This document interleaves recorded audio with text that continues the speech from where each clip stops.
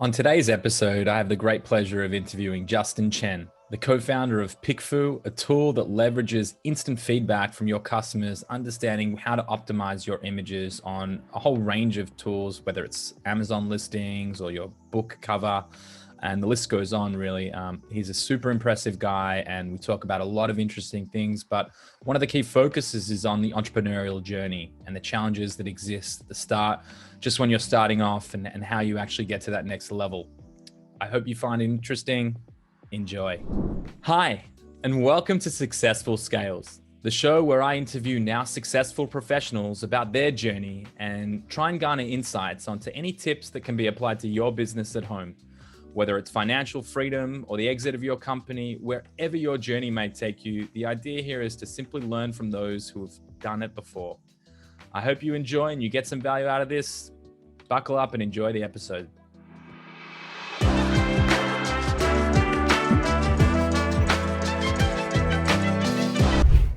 Justin, thank you so much, mate, for jumping on the Successful Scales podcast. I'm super excited to have you here today. And I know we're going to have some interesting discussions. We had a bit of a chat before and love everything that you and the boys are doing with PickFu. But I mean, I know about you guys. I'd love to start building a little bit of credibility here and showing why you're the person to be giving some advice and sharing your story. So love to hear a little bit about you, mate, and your experience. Sure. Yeah. I mean, we actually built PickFu. My partner, John, and I built PickFu years ago as a side project, actually. We've been entrepreneurs for 15 years now, actually. This past weekend, I think, was our 15-year anniversary of entrepreneurship. And we were actually building a completely different business before. It was a restaurant menu aggregator website. And we actually built PickFu as a tool that solved the problem that we were having, which was getting feedback on two different redesigns that we were doing for that website. And so being engineers, both engineers, we were like, well, let's just build the solution that, solves the problem. And so, that's where PickFu started. We kind of left it as a side project for a long time, but then as it started getting traction on its own, we decided to pivot all of our time over to PickFu and just really start to grow it to what it is today.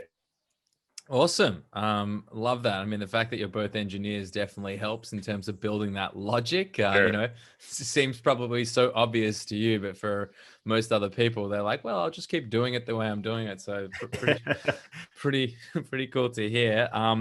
What was that turning point for you? Like, you built a side project, you said, congratulations, 15 years of, coming up with ideas must be exhausting. I'm more at the start of my journey here, but, what was that kind of tipping point where you said, right, PickFu has traction and we can leave, our full-time project to take our side hustle into something that's more serious? Yeah, definitely. So a few years ago, it started getting a lot of traction, I think, because of the startup community and like lean validation, like kind of MVPs and gathering data to make decisions, I think became much more in vogue. And so we just started seeing more people in the startup industry using PickFu for idea validation. Startup weekends were using it to, try to get feedback from their potential customers. And so that really led us to believe that, like, okay, this project does have some legs. I think a bigger turning point was we saw authors using it.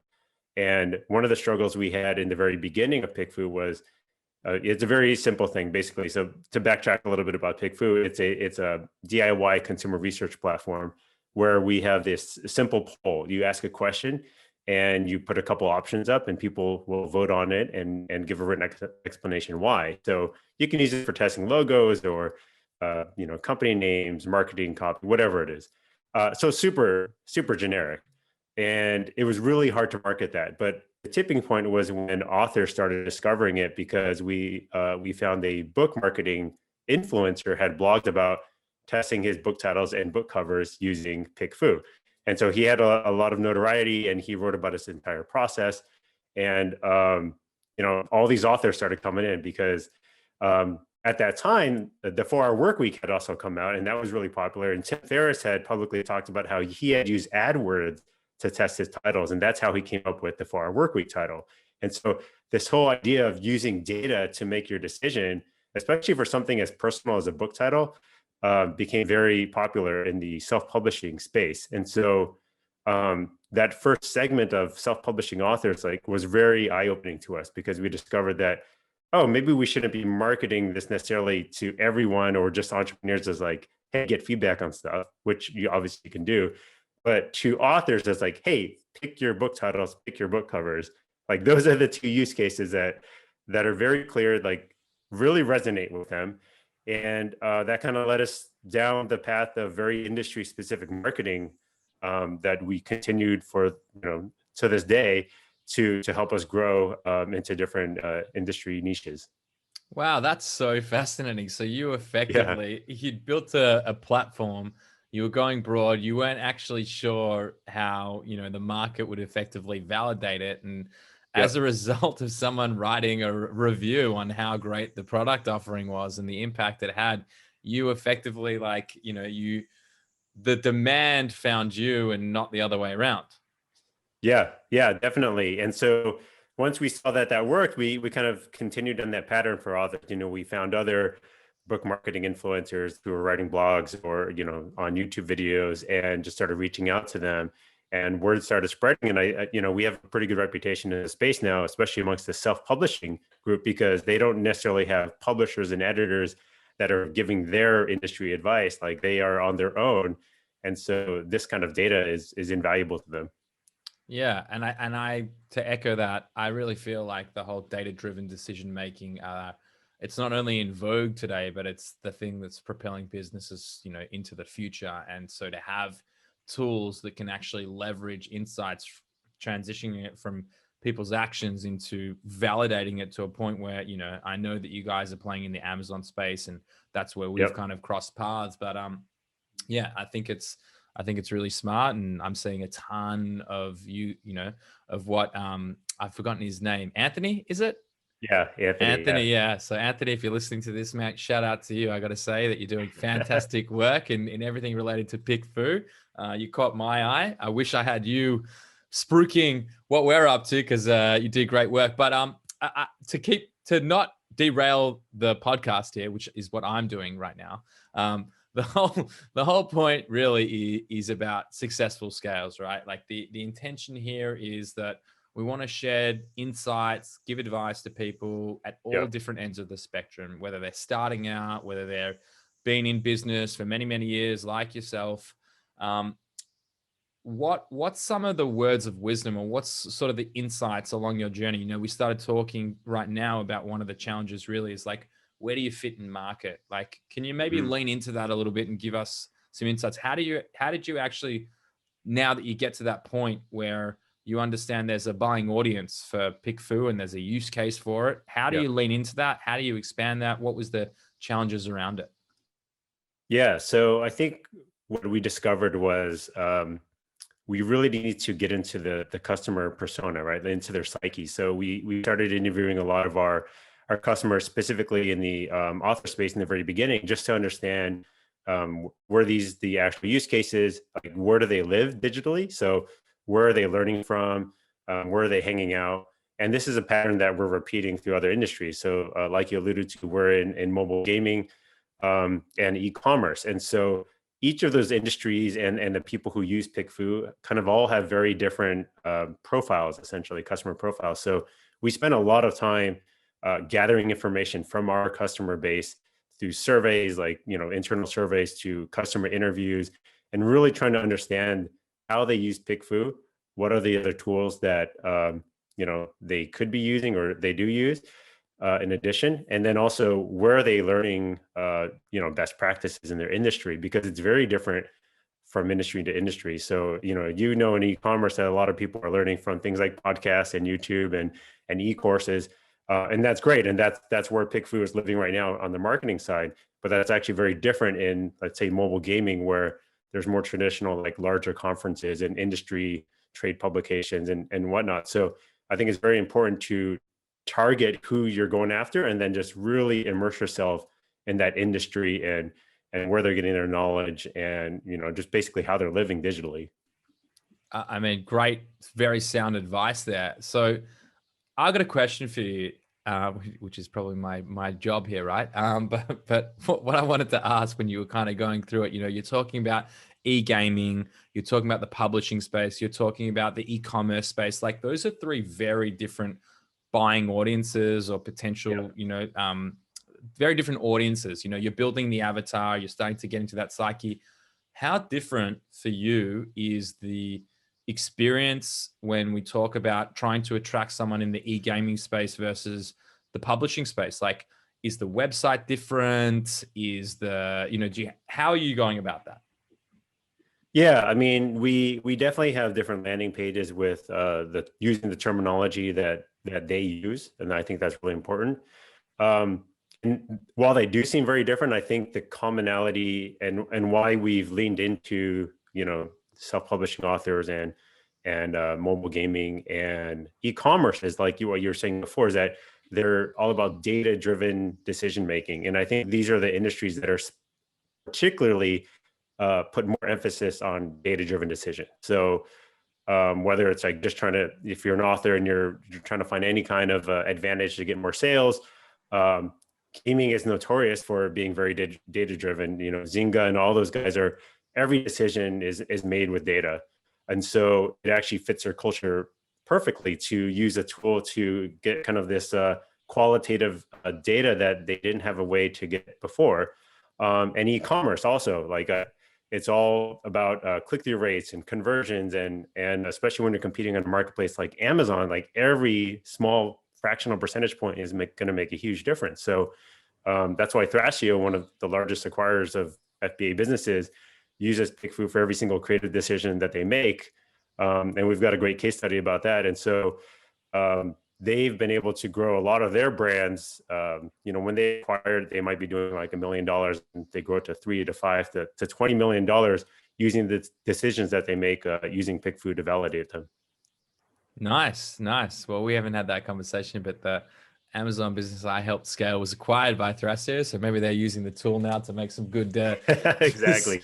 decisions there. But so okay, you touch on a really interesting point, and I think that the direction or the difference when we look at a platform like PickFu is that you really are honing in on the data-driven decisions. You're actually looking at it from a perspective of, when I think of, I'm a marketing guy historically, and that's my background. And so when I'm thinking of the avatar, I'm defining the person that I'm looking for. But I think that if I'm understanding correctly, you're almost looking into the psyche of the DNA of how they function, how they operate. So it sounds to me like you might be able to be a lot more expansive in terms of the audiences that you can attract. So how would you then go about like validating or expanding out? Like, is the intent for PickFu to go beyond the the 3 or 4, let's call them niches, but they're pretty big audiences. But Yeah.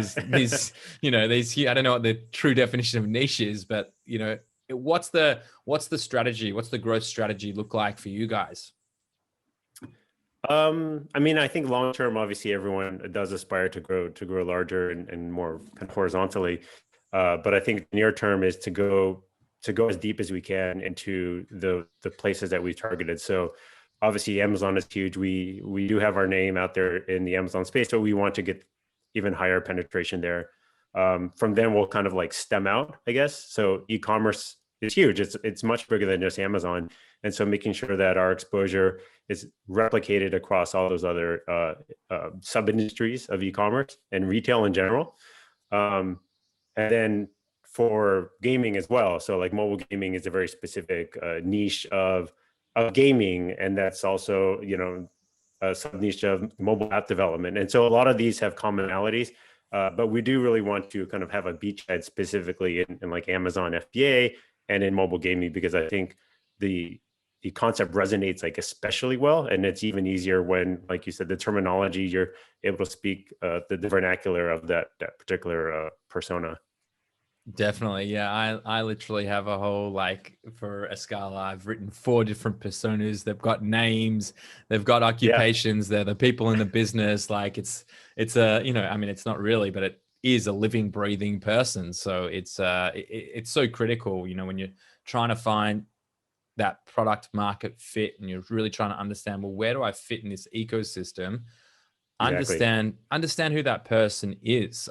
What I'd be interested to know, what sort of exercises, like how do you guys go about building your perfect avatar and what they look like? Is that through a lot of the questions? Are you leveraging PickFu? Do they look like this or that? Like how are you going about it? No, it's just a lot of we conduct surveys. We have like an ongoing thing where we survey existing customers, and we just gather long form. We have a bunch of questions about like how they test and what they're doing, and what they listen to, who they follow, all that kind of stuff. And then we follow that up with much more detailed video, you know, essentially conversations like this where we record it, and then we build personas based off that. And yeah, it's been fascinating to just really hone in on, on job titles and all that kind of stuff. And then when someone comes in and you see a new customer, you're like, oh, that's exactly the persona we've been targeting. And it's very rewarding to know that like you're kind of honing in on the right person there. Yeah, super cool, super cool. So, I mean, we've covered like one of the key challenges that is like Yeah. understanding that product market fit and what happens. And it's just really got me thinking a little bit about, kind of our journey and the fact that like, I was banging down doors, and I think you were actually one of the doors that I think we got introduced at some point, and I don't know if Yeah. we ended Yeah. up working together, but it was tough. It's really tough at the start, take away finding product market fit. Like it is just an absolute grind, and to use all the common vernacular, like you're hustling right until you can Yeah. get to the stage where I'm sitting here talking to you right now, and you've got Anthony doing all the legwork, and I'm seeing the work that he's doing. It's a real challenge. Like what was it like in kind of the, not that you guys have been around for 50 years, right, but in the earlier days is a relative thing. Like we've only been around for a year and a half, and I still look at the early days of what it was when I built a shitty website using a Zoho site builder, and now, what were some of the challenges that you experienced kind of in the early days, trying to not just find product market fit, but how, I mean, there's a lot that you could probably lean into there. Yeah. I guess some of the more obvious ones were as a small team, we were juggling a lot of things. I think prioritizing the right things is always hard. So, my co-founder and I are both developers, and so the natural inclination is to always code. But that's not always what the business needs, right? Sometimes it needs more marketing, it needs business development, it needs all kinds of different things. But trying to getting out of your comfort zone is super important. And so that was a struggle, especially when the team was smaller and, we weren't spending enough time marketing or doing that customer development. So in the very beginning, that's kind of what we struggled with. Work-life balance, obviously, the early years were much longer hours and kind of pushing life to the side, assuming that you would be able to make it up on the back end when you've succeeded. Like, oh, let's just push really hard, and then I won't have to worry about it. Well, it's a really long journey, right? Like it's literally a marathon, 100-mile race, whatever you want to call it. Like it's you have to enjoy it along the way, and you have to find the balance along the way. Otherwise, you're just going to burn out. And the first few years were definitely not that. So those were highly skewed to just like running on fumes like all the time. And then I think the other thing was just to learn patience with your decisions, and you kind of have to build this confidence that as long as it's kind of like habit building, right? Like you don't necessarily want to set this audacious goal. You set a pattern of like, if I do this every day, I'm going to get to this goal.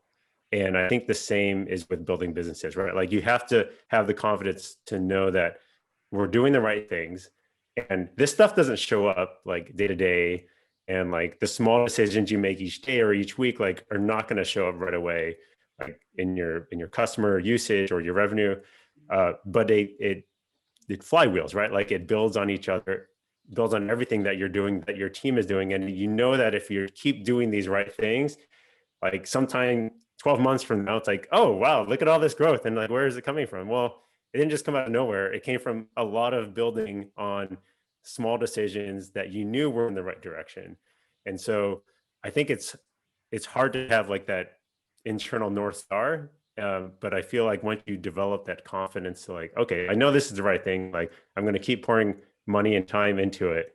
And I know it's going to produce the outcome that it should. So I think I don't know how you get that, but I feel like once you develop that, it puts you at peace, I think, when you're trying to build a business. So all I'm hearing from you is that maybe there is some light at the end of the tunnel, and I'll get a few more hours sleep. I think you've already reached it. You already reached it. I know. What's that saying? Love what you do, and you'll never work a day in your life. I think Exactly. So yeah. I mean, I think that there's probably that air of like the people around you. They're like, you've gone missing. Where are you?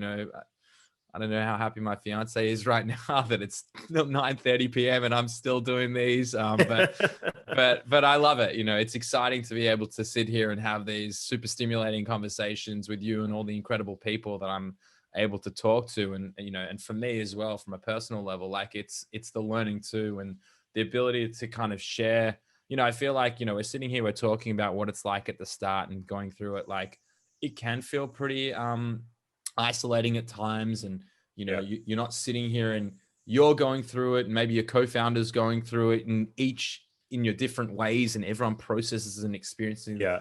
things differently. But I think that what I'm at least already learning is that you're not alone here, and that the people that are successful, the people that are building these operations, they're putting in the hard work pays off, and being smart definitely helps. And so if you can kind of marry them together and do the work, you will, I'm still hoping, right? But you'll get that time back, at the end. And once it's at that kind of level of stability, there'll be a whole lot of value to putting that time up front and saying, it's not just about muscling through it. It's about intelligently going through it. And like you said before, if you told me a year ago that I'd be sitting here interviewing you, Justin, on a podcast right now, I would have said, I am terrified of speaking in public. And to be totally honest with you, when I had to do it a year ago, like when we were working in a co-working space and it was the first opportunity where I could talk about our business, I totally choked up and I had to get lippy to jump in. I'm like, I don't know what to say. And there was literally like 5 people in the room. So yeah, I think that's great advice. Being comfortable in the uncomfortable, and realizing that, everything in life and business is about experience. And once you establish that first experience, and like you said, you build the flywheel. And so now like every next stage becomes easier and easier because you've ticked that box, and not just tick the box, but you've experienced it and you go through it, and you can actually, you're building to this level that you haven't been before. And, fake it till you make it, right? Yeah, for sure. I mean, I think the other thing in the beginning is that, like you were saying with the psyche, like no one else can relate to you, right? Like you go through this, there's this a tremendous amount of stress and pressure, right? Because you're pouring your life and your money and your time into your business. And for other people, they're like, oh, why are you just working so much? Like, why don't you come watch a movie with us or whatever? And you're like, no, there's stuff I need to do. And I distinctly remember in the beginning when John and I started, we were actually in 2 different places, so we'd fly back and forth to our respective cities. And we were in Seattle at his house, and all of his friends were going to go out, and we're like, oh no, we got to stay in. And we got to work. And even when we did go out, it's like, God, like we really should be back there working. And like no one can really understand that. And so I think it really helps to connect with other founders and just like have that support group. So I think like mastermind or entrepreneur groups are really important just for your own like mental health, right? Just to know that you're not alone, especially if you're a solo founder and you don't have someone to commiserate. Like, I think it's even more important to be able to connect with other founders on that. Spot on. I actually just joined a mastermind recently called Connected Geniuses, and it's been incredible. Again, I said before, fake it till you make it. But I'm sitting in this mastermind, 15 other people. I think the average number of businesses people own is like 5. And I'm like, how did I find my way in this? But I think at the core of it, and I spoke to the guys at EO. Yeah. I think like the resonating, or the kind of the undertone is, it's not just about talking business. It's a place where you can connect and relate to people who are going through a lot of the same challenges. And yeah, that's really real. Like, it is tough. You are making sacrifices, not going Yeah. out, and like I'm thoroughly enjoying having this conversation. So I'm not going to say that this is one of those times, but like, 10 p.m. at night, I would love to be sitting with, with Tully and my dog. And, I'd love to be doing all that stuff. And, it's the upfront investment, but having that support network, like you just kind of outlined, and having someone like, I couldn't do this Yeah. without Tully. I couldn't do this without Lippy, my co-founder, and Joan, one of my founding team members. Like, if Yeah. I didn't have them to lean on in the business, and I didn't have the support from, from my friends and family who let it be okay, to Yeah. kind of lean into it, then they're also in ways making sacrifices too, because they, maybe they can't relate, but I think people, at least that, at this stage, can appreciate and accept that you're motivated, you're hungry, you want to have an Yeah. impact, you want to make a difference. And one thing that you didn't cover, which is probably something now that I think you're probably feeling as much as I am, is that, like, when you just started and it was just the two of you, like, yeah, money's tight, it's stressful, you're not sure when you're going to see that same payday. Like, there's a lot of Yeah. pros. I loved making six figures and working and having the paycheck, every 2 weeks. And that was a beautiful thing. And I think that the things I learned in that, through that journey were invaluable. And, you learn on someone else's dime, and that's great. But, you've got a team, you've doubled your team year on year now. And there's now like a bunch of mouths to feed, right? Like, if you're not pushing this business forward, it's not, like, at least for me, I sit here and I think, shit, if I don't rock up to work anymore, it's going to keep growing and things will go, it's not going to be at the same level maybe. And I want to create jobs. I want people to have job security. That's a big kind of Yeah. driving force. I mean, how do you deal with that? How do you deal with the fact that, like, are you building things like your quotas on how many new acquisitions you need? And, I mean, I think the way your pricing works is on monthly recurring revenue. If I'm not mistaken, you pay subscription base. It's a little bit different. It is software as a service, but not subscription. We do have some subscription stuff, but it's more used a la carte. So in a way, actually, we're kind of more like e-commerce than traditional SaaS, because customers can come back and they can kind of binge and buy a bunch of different polls at a given time. And so our challenge is kind of remarketing back to our own customer base to come back, remember us. And some of them do subscribe to our plan, but that we don't push it, because we do recognize that testing is a very cyclical behavior that you do. Like, maybe there's certain times of the year or certain parts of the product life cycle that you're testing. It's not necessarily all the time, and we don't want to push that on people to stay subscribed all the time. That's But yeah, I mean, to the challenge of the mouths, I mean, it's a completely different mindset, because in the beginning, you're worried about paying yourselves, right? As the founding team, you're just like, we just need to live. Like, what's the minimum amount of money we need to make to just get by? And now it's completely different mental stress, which is a good stress. But like you said, like you feel empowered to have a team that you hired. You love the people that you work with. And you want to make this amazing working environment, and you want to make sure that it can keep growing and keep livelihoods and families healthy and safe. So it's different stress, but it's super exciting, because it feels like you're contributing even more back to society, right? Like you're helping the economy, you're helping people learn and kind of pursue their careers, and it's super empowering. It's an amazing feeling. Yeah, I mean, spot on. I think that it's just so rewarding to know that the fact that you've created what you've created is actually putting, food on the table, and also having people live rewarding lives. Like, Yeah.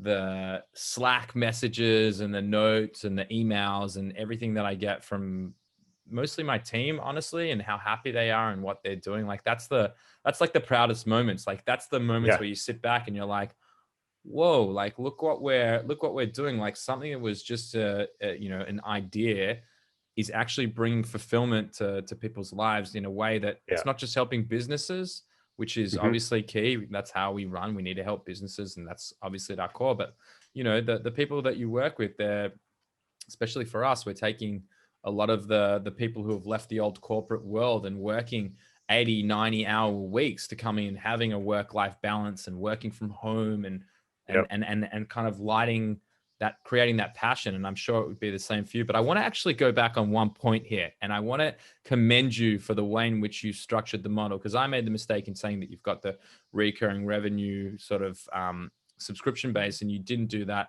And I'm not going to call out the company here, so they're lucky. But I am using a platform right now where they want to charge us an extra $1,500 for the year because we want to build custom fields into the platform where it doesn't cost them any money for us to create these custom fields. It's literally a custom text field. And because we need to use more, that's where they're going. And for me, we pay a lot of money to use this software. And I'm telling you now, that experience, and I've just blasted them about it. And I'm a pretty calm guy, and I'm not one to write the strongly worded emails, but like, I'm at a point now where I almost feel like dropping their name and having a vendetta against them, because that's not how you create relationships. That's not how you add value. If it's Yeah. not costing them anything, and that's how you build the structure, that's not smart. So I think that it's very commendable that you're not just thinking about like, okay, we have a model that's reoccurring, and you're allowing people to have the decision making ability to say, yeah, it's a cyclical business. I'm only going to bring, for example, with Amazon, I'm bringing products to market periodically through the year, or I know Chinese New Year is about to happen, so this is the Yeah. time where maybe I'm not going to be able to get products for the next 2, 3, 4 weeks, whatever it is, however long it shuts down now for. But the reality is that is an intuitive decision that, however you've come to that decision, you've actually looked at the best interest of your customers. And yeah, just hit kind of a hot button topic for me right now. So, thank you for building things to actually support the customers and, the customers that you're working with. Yeah, that's a great point. I mean, when we made the decision to pivot our time over from our previous business to PickFu, one of the biggest reasons actually was because the positive customer feedback we were getting. And not to say that there was negative feedback about our previous business, but it was more of a SEO driven, like ad driven business. So like the customers were much more anonymized, and like it wasn't rewarding in terms of like this kind of customer relationship. And so when we were given the opportunity to work on PickFu and actually see that like we were benefiting customers, they were making good decisions with it. Like we had an author become a New York Times bestseller based on the title and cover that he chose, and like that's awesome. And you get this really positive feedback. Then we really wanted to make sure that we're always on, like we're aligned with our customers' interests, right? Like we want to be on the same side. We don't want to have this friction that causes tension in the relationship, and we try to follow through with that with everything we do. So like we have our success team will hop on calls with anyone that needs advice on running the polls, and a lot of people are surprised, right? Because like our polls start at $50, which is not a lot, but like we'll have someone hop on the call, like talk you through it, talk through the different strategies around how you could use it, how else you could use PickFu. And I think people are surprised when you could talk to someone about a self-service software tool. But we want to help them. And that's what Anthony's job is also. He just goes around, he's giving advice about e-commerce in general, selling on Amazon. It's not always about PickFu. It's just, we're just trying to help our customers do their jobs the best. And, we want to be as aligned as possible with their, their interests and their success. I mean, that's a beautiful thing. And, the more businesses that I speak to, and more so importantly, the people driving those businesses, the ones that are purpose driven, the ones that are really intuitive and listening to the client, they're not looking like the thing that still to this day is probably one of my biggest pet peeves is when people look at the equation as to what can I charge for that? What's, like they'll look at the solution and they'll say, yeah, I could charge $3,000 for that. I could charge 10, I could charge whatever for that. And for me, it's always, it's firstly, it's what's the value creation? what can I do for this person? And so having someone like Anthony, and even, this podcast, I am not here trying to plug anything that we do inside of our business. That is the antithesis of what I'm trying to do here. I want to interview the most interesting people doing great things like you and a lot of the other people that I'm speaking to right now, and trying to find insights as to like, what are the things that they can avoid so that when they're starting out or when they're, growing real businesses and they're at a serious stage. And I think that the knowledge that's shared so far and will continue to be is going to be valuable for people at all level. But I think it's an amazing thing when you can really stand behind that brand promise and that objective to do good and to help, and to have someone like Anthony deployed, just giving free advice, saying, Yeah. hey, this is going to help you. If they want to come and work with PickFu on the back of that, awesome. But at the end Yeah. of the day, it's like, I'm a big believer in, the gift of giving without the expectation of reciprocation. That's really, from a personal level, that for me is a motivating factor. It's not about what I'm going to get out of it. That's the reward in and of itself. Totally. Awesome, mate. Well, mate, I'm thoroughly enjoying this. I feel like we could go for another 5 hours here. But I should be cognizant of time. So you've gone on this journey, right? You've built 15 years now. You're in the entrepreneurial space, building businesses, side hustles, turning into your main squeeze, and and everything in between. If you had to kind of sum up like the one core thing that you've learnt along this journey, is there anything that, not to put you on the spot, but to also put you on the spot, is there anything that springs to mind for you as kind of like, that was the thing, that was the light bulb moment that made me kind of think differently?